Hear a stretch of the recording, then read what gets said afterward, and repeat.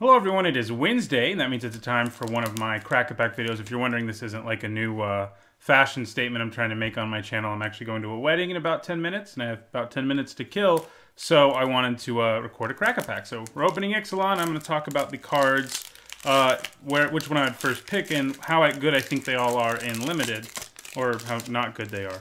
Alright, our first common is Vampire's Zeal. So this is a good combat trick. Any white aggressive deck wants it, and any white deck with vampires definitely wants it, but it's not first pickable. Tricks are basically never first pickable. You have to be in a certain kind of deck that is a very aggressive one with 15 or more creatures for them to be good. And removal is just better. Solid creatures are just better, but you do usually want like 2 to 3 tricks in most aggressive decks in this format. And Vampire's Zeal is not a bad one, but I'm hoping we don't first pick it. This pack would just have to be horrendous. Next, we have Desperate Castaways, a 2-mana 2/3, which is great. It's also a pirate, but it can only attack if you control artifacts. Usually fine in a pirate deck because you have either Pirate's Cutlass. One of the ideal things to do in the format is turn 2 Castaways, turn 3 Cutlass, swing with a 4/5 on turn 3. That's a pretty nice thing to do. But Treasure also makes it so it can attack, as do vehicles. So it's a solid card in the pirate deck. You'll play it in a lot of them, but you definitely don't want to be first picking it. Okay, here we have Fire Shrine Keeper, who I think was on the front of our booster pack, but it's not a great card. You play it if you're really desperate for creatures, and you play it maybe if you have a lot of raid, especially like 2 or 3 drops with raid, because it can usually trigger raid for you a couple times. If you get to use the 8-mana ability, that's nice too, but you're not going to get to do it very often. This format is just very fast. All right, next we have River Herald's Boone. This is a very good trick, and it's excellent. It's one of the cards that just makes the Merfolk deck work. You can get 3 or 4 of these and be really happy if you have about 10 Merfolk.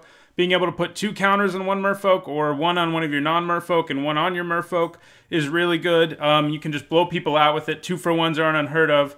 1-for-1s are very easy, and you can just make a creature very difficult to stop once you use this. And I actually am willing to first pick it in some packs. If this pack's weak, I would first pick it just because it has more upside than any of these sort of generic cards do. It is true, though, that you know, if you don't end up in Merfolk, it's really not very playable, but hopefully you do. Next, we have Prosperous Pirates. This card is solid. It's a nice top curve creature to have in the pirate decks. It helps you ramp into things. It helps you splash. You can even splash double-colored things if you have Prosperous Pirates or contract killing for that matter. You don't usually want to, but if you have enough treasure, it's doable. Double-colored mana is doable. Still not something you want to first pick. Okay, we have a new first pick, and it is Territorial Hammerskull. This card has been the bane of everyone's existence who's played against it, and the favorite card of anyone who plays it. This format has proven to be very aggressive, and Territorial Hammerskull is one of the best aggressive creatures in the entire format, especially at common. You play him after playing a 2-drop, and then you play a 4-drop the next turn, and you're just attacking. Making your opponent's best blocker unable to block is just a very powerful thing. We've seen it time and time again in the limited formats. Most of the time we see an effect like this on a red creature and it says target creature can't block, but this straight up taps them, which in a lot of ways is actually better. It has some downsides if they untap the guide instant speed, I guess. But it's a great first pick. It's also a dinosaur, which certainly doesn't hurt. Even if it were just like a random human, it would be great. But it's a dinosaur, so that makes it better. Direfleet Interloper. This is just sort of a filler level pirate that you'll play in some pirate decks. But it's not exciting at all. Nowhere near as good as Territorial Hammerskull. Swashbuckling. So if you've watched my content for a long time, you know that I usually hate auras. And that's, I think, the right thing to do in most formats, is to hate auras that don't give you some sort of value in addition to the buff they're giving your creature. And this is because it's really easy to get 2-for-1. So if you have nothing left after you cast this, and your opponent 2-for-1s you, you're done usually. But this format is so aggressive and the removal is so mediocre that a card like Swashbuckling is actually good. So I was wrong about auras in this set. I think for most sets it's true. Swashbuckling still, it's not like it's one with the wind. It's not as good as that card. And it's certainly not first pickable, but a red aggressive deck is perfectly happy playing a Swashbuckling. Next, we have Sirens Ruse, a nice card in a deck. It's usually good in either Merfolk or Pirates. Obviously, you get the extra bonus with Pirates, but there are lots of Merfolk who have Enter the Battlefield abilities you can abuse with it. And so it's good in either one of those. Still not first pickable, but it is a good card. You want one of in most Pirate decks or Merfolk decks, in my experience. Okay, next we have Unknown Shores. A lot of people overrate this kind of fixing. They think of it as just like easy to run fixing that's not going to hurt your mana base at all. But it does, because it can only add colorless unless you're paying 1 additional mana. So you're paying 2 mana for 1 color. Only if you are the most desperate possible for fixing do you play this card. Don't play it otherwise. There's way better sources of fixing. There's treasure all over the place in this format, and those are all better than Unknown Shores is. Most of the time, you shouldn't play it. Next, we have Pillar of Origins. This card's interesting. If your deck is creature heavy enough, say 17, 18 creatures, and you're heavy in a tribe, like, you know, dinosaurs, pirates, merfolk, whatever, it's worth playing, I think, because of the ramp and the fixing it can provide you. But it has a real downside in that it's literally nothing if you don't have creatures in your hand. Like, you can't use the mana from this to cast an instant or sorcery spell, or an artifact for that matter.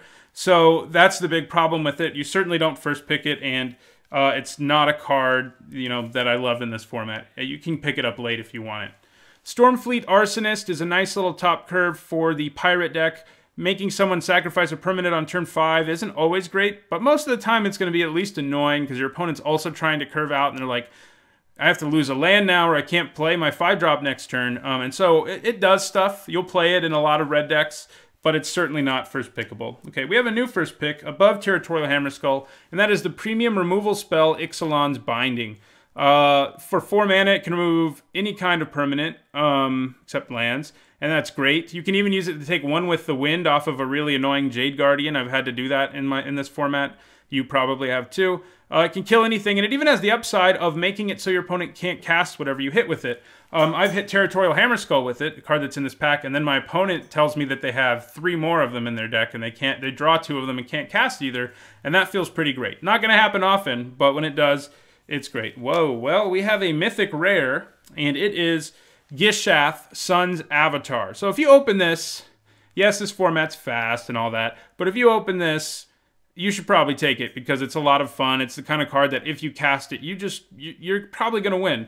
As soon as it hits your opponent, you start getting to play dinosaurs off the top of your library for free. It basically instantly pays you off, assuming your opponent can't just like mob block it, which can happen.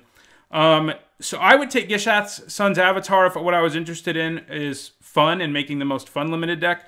But let's say I'm doing a Grand Prix draft, I would probably take Ixalan's Binding and be more responsible. So this pack sort of has 2 answers. One is that this is sweet and a lot of fun, and the other is that this format's way too fast for Gishath to be great in most scenarios, so you should probably just take the excellent removal spell. Let me know what you would first pick out of this pack, and thanks for watching.